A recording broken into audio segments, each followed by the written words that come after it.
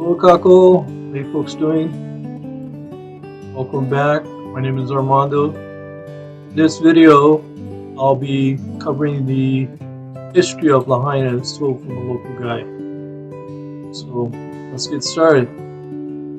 Lahaina has a very rich history from its humble beginnings as a quaint little town until the destruction by the recent fires.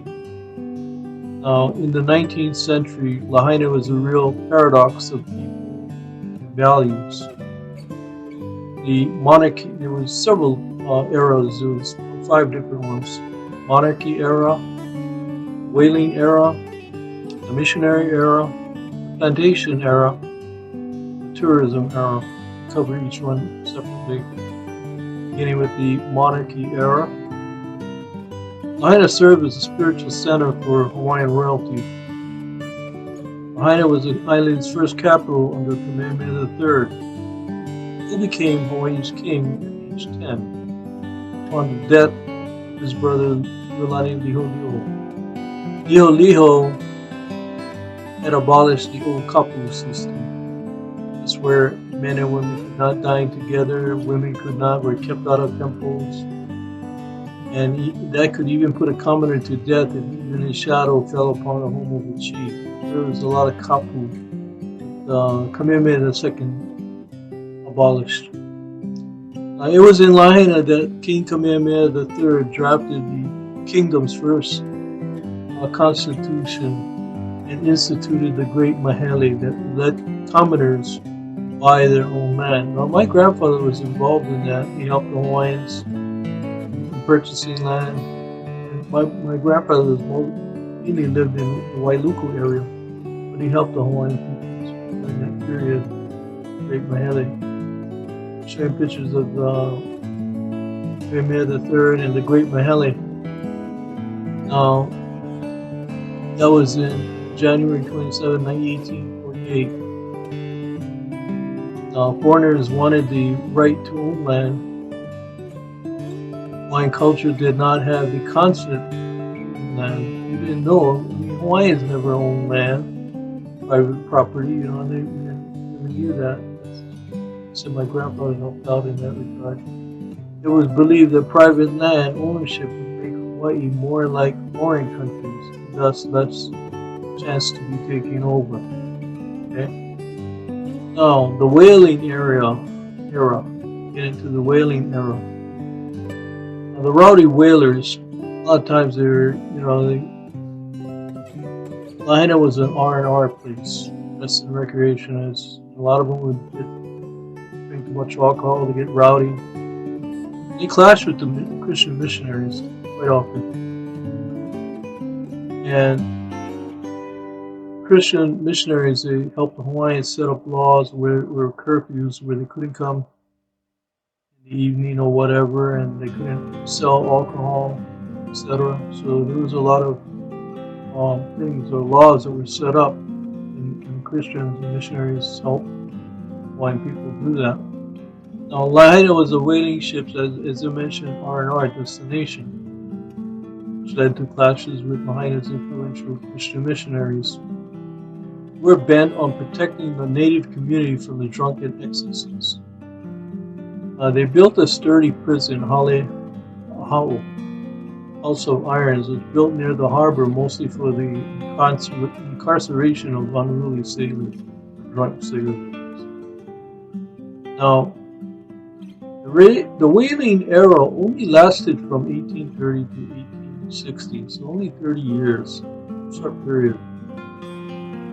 Now, that's the way I'm showing pictures right now, the whaling area, the whaling ships. And the pictures are showing more of the whalers at that time during that period.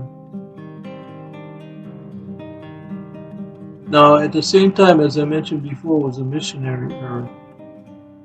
First missionaries to arrive in Hawaii were a group of Americans who sailed aboard a ship called the Thaddeus and arrived on March 30th, 1820.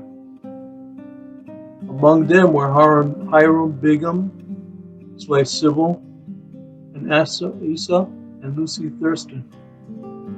They've been sent by the American Board of Commissioners, Foreign Missions, headquartered in New England. So that was the Missionary Era. Some of the pictures you see right now are the Baldwin House. Sadly, that was destroyed in the recent fire in Lahaina. Pictures of the Baldwin House. And the missionaries, they had a mission and a purpose to come to Hawaii, educate the Hawaiian people. They set up schools. Well, they set up kula, and they set up schools, and they also created a Bible in Hawaiian for the Hawaiian people. And Hawaiians never had a written language until the missionaries came. Created a written language for Hawaiian people. In many regards, they helped the Hawaiian people in many ways. Now, showing more pictures of the missionaries. It's a very important missionary by the name of Dwight Baldwin, doctor, I should say, medical doctor, Dr. Dwight Baldwin. Now, he traveled throughout the islands of Maui, Molokai, and Lanai, dealing as best as he could with the epidemics. That time, the Hawaiians were not vulnerable to all diseases and everything coming into Hawaiian Islands at that time, the epidemics. Then in 1853, a smallpox epidemic struck the islands. By now an experienced practicing physician, Baldwin was able to get Lahaina quarantined, vaccinated as many residents as he could, and then set out to take care of people in the far reaches of Maui, and even all the way to Hana to take care of them, adjacent islands. Although precise counts are not known, there were thousands of deaths on Oahu. Baldwin is credited with keeping the toll to a few hundred on Maui. Now there's a school in his honor. It's called Baldwin High School. It was built in his honor. Baldwin did a lot of good for the Hawaiian people. There's a picture of him showing him and Baldwin. And there's another picture now showing Hiram and Sybil Bingham. Hiram Bingham and his wife Sybil. In the schools and everything. When they first came. The Baldwin home, which was a museum. Like I said, that was burnt down. After the whaling declined, sugarcane took its place. It was the town's primary source of revenue. Okay. Now, that's getting into what's known as the Plantation Era. In 1860, Lahaina carpenter James Campbell opened a small sugar mill powered by mules. The company grew quickly and changed hands among several owners, including Paul Eisenberg, Hackfield and Company. C.F. Horner had been hired to manage the company. Now, the Hackfield, if I'm not mistaken, I think Liberty House came off of that company on Oahu. Now, by the turn of the century, its sugar crop carpeted 12,500 acres from Niupoku to Anapali. By 1916, Pioneer Mill was valued at $5 million, with 1,500 shareholders acquired by Honolulu-based AmFac, formerly Hackfield and Company. In 1960, finally closed its mill in 1999. I'm showing pictures of the Pioneer Mill right now. 1928, and the sugarcane train. I think that sugarcane, they had it in the mainland. They sent it back all the way to Hawaii. Represented it over here. Sugar workers, showing the sugar workers. Now, as far as the sugar in Hawaii, in 1875, the native Hawaiians and part Hawaiians only represented, I should say, 90% of Hawaii's total population of 55,000, which was not enough to provide sufficient labor for the burgeoning industry. Now, the reason why sugar was burgeoning is because of the Reciprocity Treaty. Okay, in 1875, I think that was King Kalakaua. And what happened is Hawaii had a treaty with the United States whereby the sugar that was sent to the mainland or to the United States was tariff-free. And in exchange, the United States was allowed the use of Pearl Harbor. So that was the agreement, that was the Reciprocity Treaty. So sugar became very prosperous for Hawaii at that point in time, 1975. And they renewed the treaty, I think, 10 years later or so. And the thing about it is they didn't have enough workers. So they had to import a lot of, this is where the whole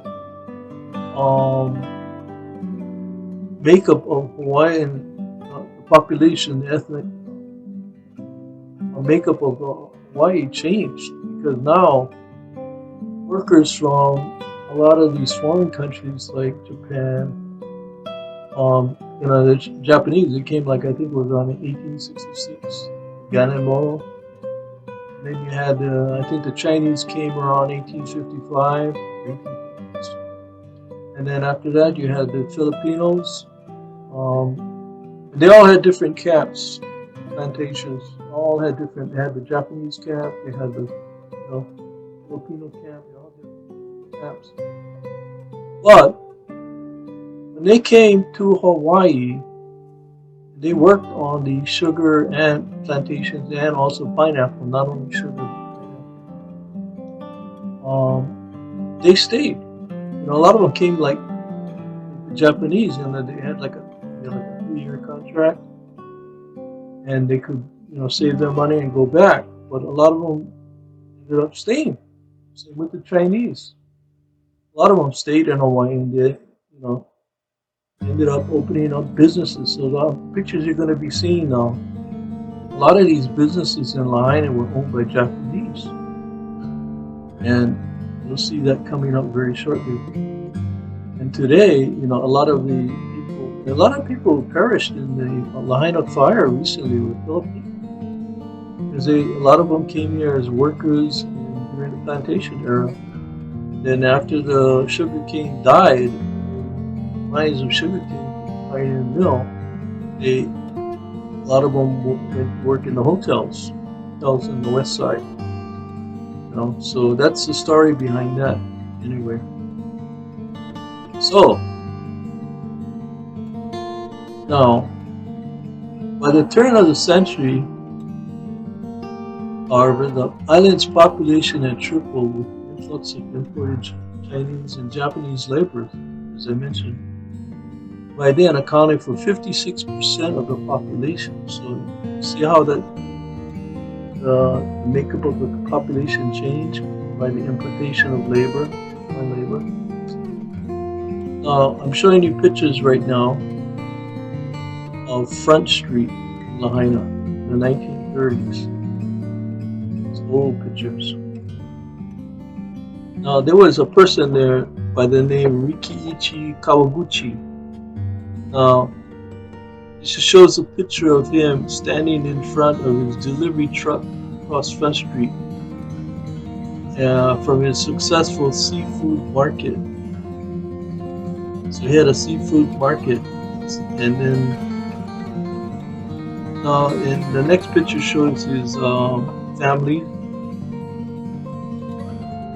and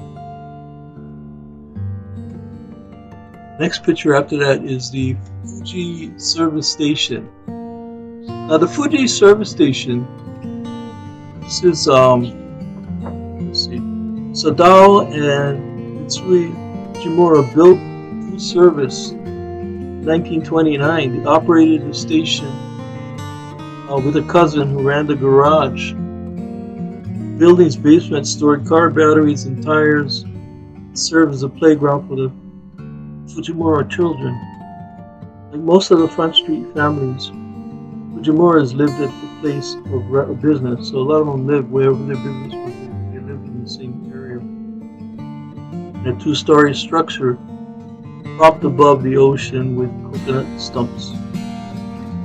Fujimura sold their station in the 1950s, and in the 60s, the Lahaina Yacht Club used this lot to refinish a small sailboat.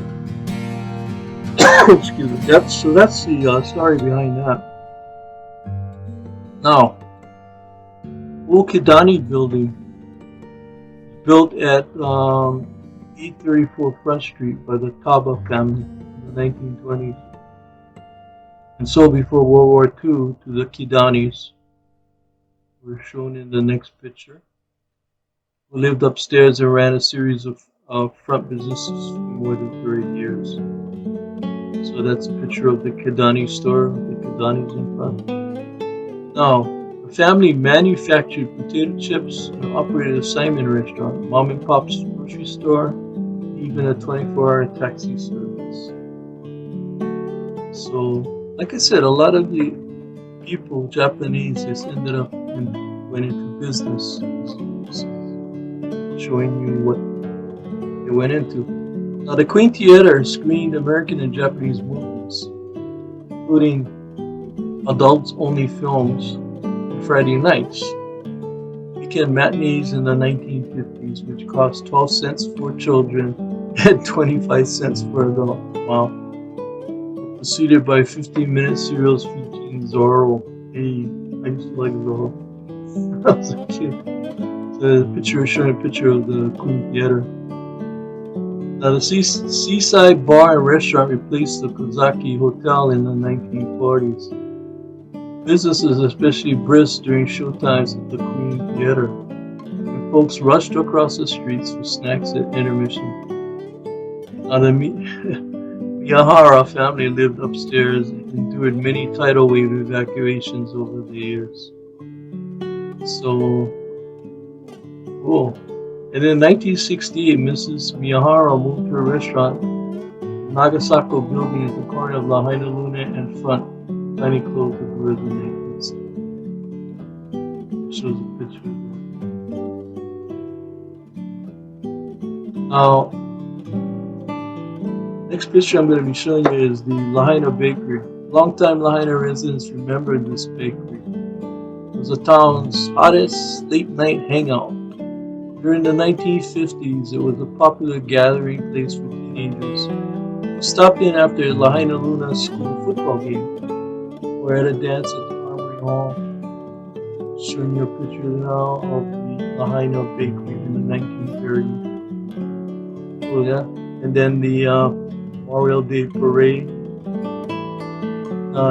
Edna Masuda and her husband built and operated a general store from this building on Lahaina Luna Road, shown here around 1938. So that's the next picture, Lahaina Trading Company. There's a picture there showing the 19th Front Street merchants. Cool. Nagasako, picture there showing the Nagasako candy store. A picture there showing you the Front Street, very different than how it is, how it was recently. There's a Lahaina store. And finally, we end up at the Pioneer Hotel, which opened in 1901. And they changed it, they called it the Pioneer Inn. Back then it was called Pioneer Hotel. Another picture of that. The Baldwin Packers, that's the pineapple. The pineapple. And they had a Baldwin Packers cannery for the pineapple. Even in the earliest days, Lahaina's sprawling banyan tree sheltered cultural festivities like the May Day celebration shown in the next picture in 1900. So this is talking about the banyan tree now. The tree was planted in 1873 to mark the 50th anniversary of Protestant missionary work town. That's why the tree was planted. At the anniversary of Protestant missionary work in 1873. Today, more than 60 feet high, some 2/3 of an acre in area, the banyan is a landmark visitor attraction in its own right, and a gathering place for artisans to showcase their work. I hope to God that banyan tree survives. It looks like it's going to. God. And then finally, we get to the tourism era. Of course, most of you know that. It became a tourist area with the shops and everything, and showing pictures of the modern day Lahaina before it was burnt down. Sadly, Pioneer Inn, so forth, Front Street, and all of that. Still a beautiful place to visit. Well, that's it, folks. That's a quick history of Lahaina. Next time I'll focus more on the high school, Lahaina Luna High School, which was the first high school west of the Rocky Mountains. So I'll talk about that later on. Hope you enjoyed the video, and mahalo for watching. We hope.